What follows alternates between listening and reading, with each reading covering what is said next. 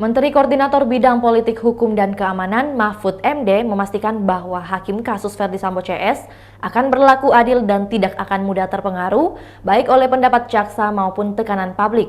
Mahfud MD juga mengaku mengenal sosok Hakim Wahyu Iman Santoso, bahkan bagaimana kehebatan hakim-hakim yang menyidangkan perkara Ferdy Sambo CS. Pernyataan ini menyusul situasi saling serang antara jaksa penuntut umum dan penasehat hukum dalam persidangan. Menurut Mahfud, saling menyalahkan antara jaksa dan pengacara merupakan hal yang biasa. Namun ia mengaku hakim tentu memiliki pengalaman hebat dan tak akan terpengaruh oleh tipuan jebakan. Persoalan seperti ini juga menjadi makanan sehari-hari para hakim, sehingga Mahfud percaya bisa membaca denyut-denyut keadilan dalam memberikan putusan atau vonis. Hakim juga akan menggunakan logikanya dan tentu logika publik dalam memutus hukuman bagi para terdakwa. Sebagaimana diketahui, kasus para terdakwa pembunuhan berencana Nofriansah Yosua Huta Barat sudah mendekati jadwal vonis atau putusan. Untuk terdakwa Kuat Ma'ruf Ferdy Sambo dan Ricky Rizal, jadwal putusannya sudah terungkap. Putusan Ferdy Sambo, Ricky Rizal, dan Kuat Ma'ruf akan digelar pada 13 dan 14 Februari 2023.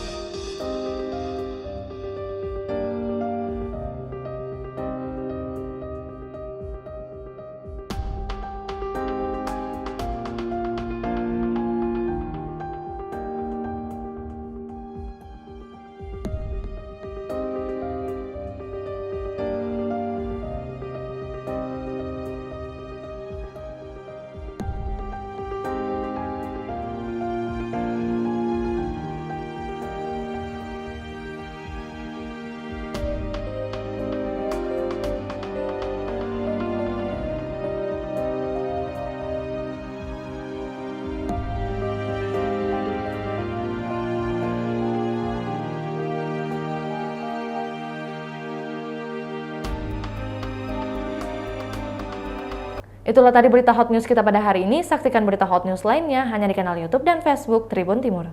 Terima kasih sudah nonton. Jangan lupa like, subscribe, dan share ya.